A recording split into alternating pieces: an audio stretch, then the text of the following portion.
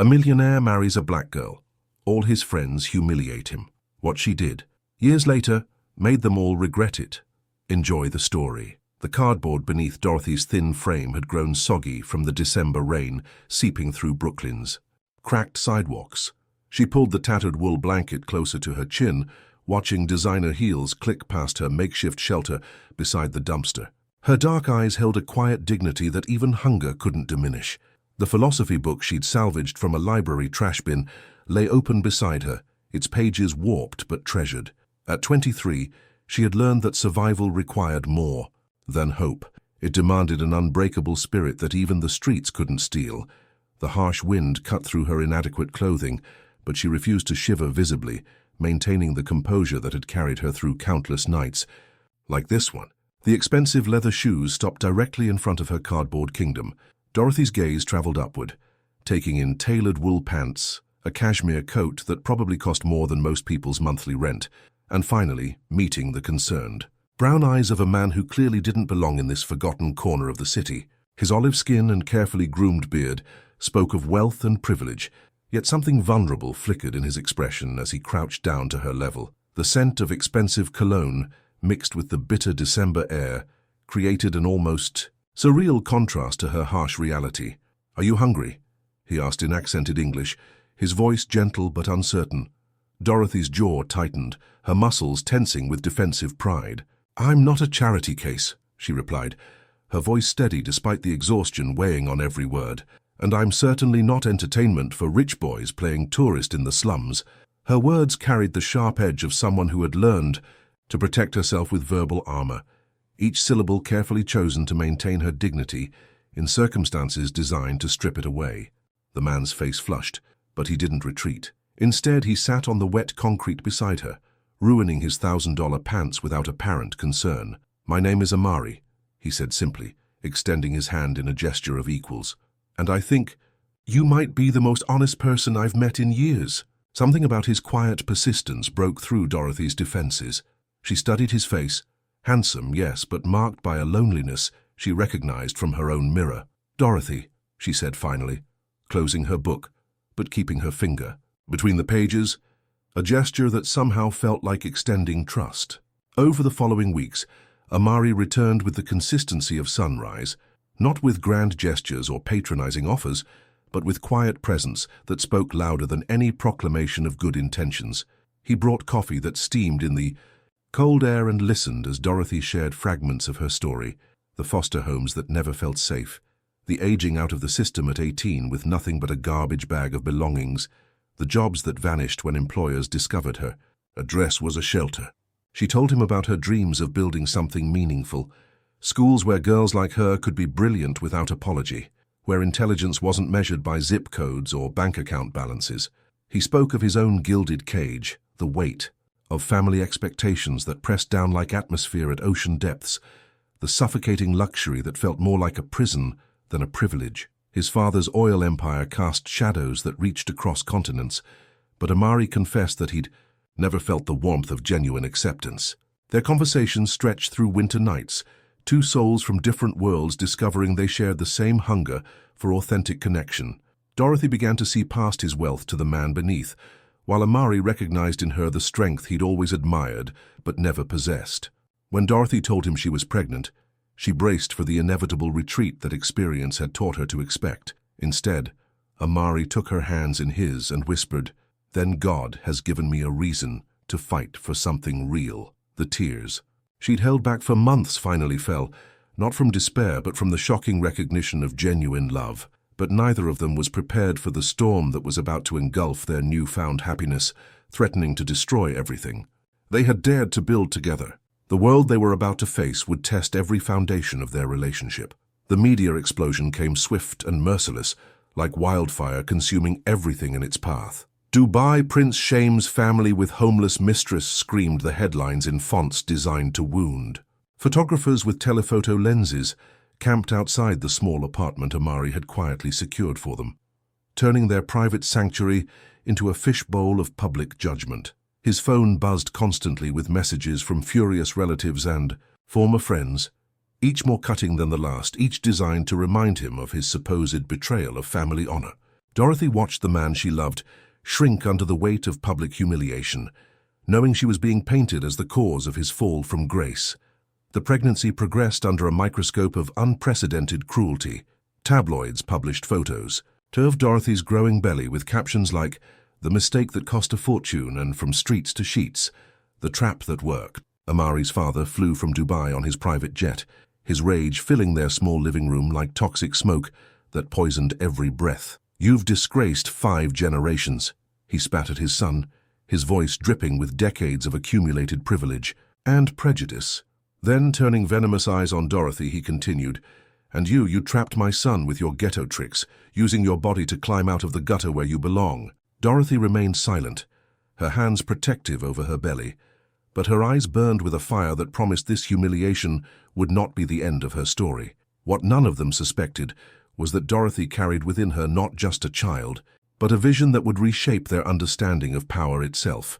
She had learned in the hardest school possible that dignity was not something others could grant or take away. It was something she chose to maintain, regardless of circumstances. Their son Michael was born on a spring morning that felt like redemption itself. As Dorothy held the perfect child they'd created, she made a silent vow that he would never know the shame others tried to pour over his existence.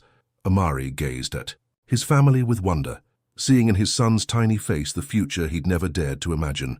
But Dorothy saw something else in Amari's eyes, the dawning realization that love alone wouldn't shield them from a world determined to see them fail. The battle for their son's future had only just begun, and she was already preparing for war. The turning point came on Michael's first birthday, a day that should have been pure celebration, but instead became a moment of profound self-recognition. While organizing his baby photos, Dorothy found herself staring at her own reflection. In their bedroom mirror, the woman looking back was no longer the broken girl from the streets, but she wasn't yet who she was meant to become. That night, after Michael fell asleep in his crib, she made a decision that would change everything. She enrolled in night classes at the local community college, using the quiet hours when Michael slept to reclaim the education the world had tried to deny her. The transformation was gradual but undeniable. Dorothy attacked her studies with the same fierce determination that had kept her alive on the streets. Philosophy, literature, social work, business administration. She consumed knowledge like a woman starved, which in many ways she had been. Her professors quickly recognized her exceptional intellect, the kind that emerges not from privilege, but from necessity, sharpened by survival into something that could cut through any obstacle.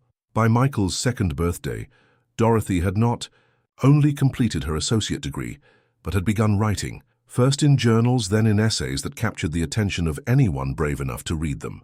By Michael's second birthday, Dorothy had launched a blog called Voices from the Margin. Her first post about the invisible humanity of homeless women went viral within hours of publication. Universities began reaching out, their sociology and social work departments recognizing the authentic voice they'd been missing in academic discussions about poverty and marginalization. Publishers called with offers, but Dorothy's vision was bigger than personal success. She was building something that would lift others as she climbed. Each post became a ladder rung for women who had been told they didn't matter. Have you ever experienced or known someone who has experienced being underestimated because of their circumstances? Share your thoughts in the comments. When she asked Amari for funding to start a foundation, his immediate yes proved their partnership had evolved beyond romance into purpose. They had become co-conspirators in a mission to change the world. Dorothy's Lighthouse Foundation opened its doors with a mission to educate and empower marginalized women, offering everything from basic literacy programs to advanced professional training. The same Society columnists who had mocked her pregnancy now quoted her speeches in their articles. The foundation's rapid growth caught the attention of major media outlets and international organizations, all eager to understand how a woman from nowhere had created something so significant. The foundation's first year exceeded every expectation. Dorothy had assembled a team of educators, social workers, and activists who shared her vision of transformation through empowerment.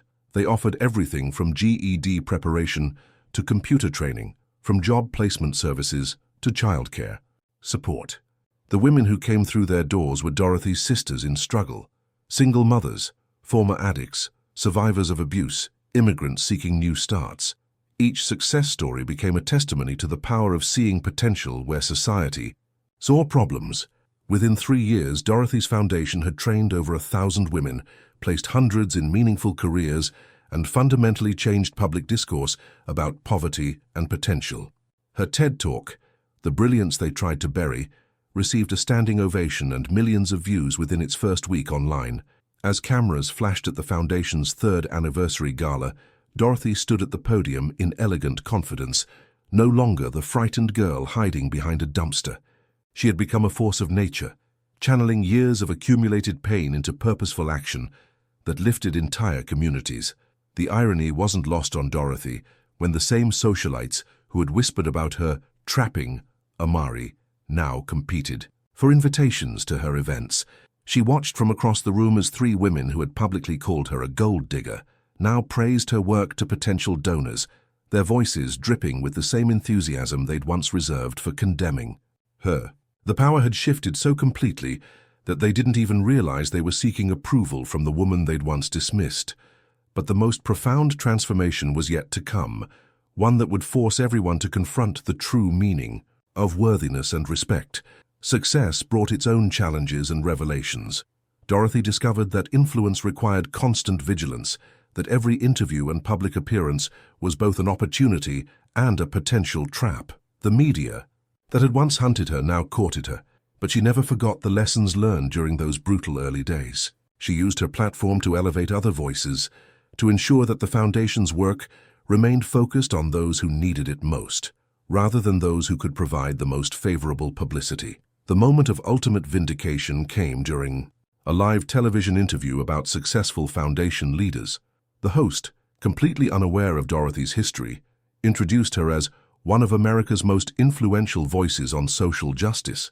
In the green room afterward, she overheard Amari's former friend Marcus speaking to a producer. "I always said that woman was extraordinary. Amari was lucky to find her." Dorothy's quiet smile held no bitterness, only the satisfaction of truth finally revealed. The same people who had once questioned her worthiness now claimed they'd always recognized her value. The revelation came at the Foundation's 5th anniversary gala, held in the ballroom of Chicago's most prestigious hotel. The same venue that had once refused to host events if certain types of people would be in attendance now rolled out red carpets for Dorothy's guests.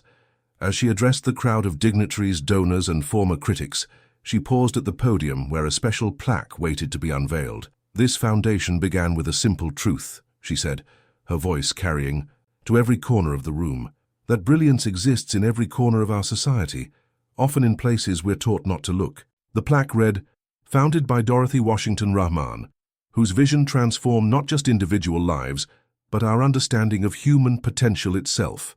As applause thundered through the ballroom, several of the women who had once whispered cruel gossip now wept openly, finally understanding the magnitude of what they had witnessed and how small their judgment had been.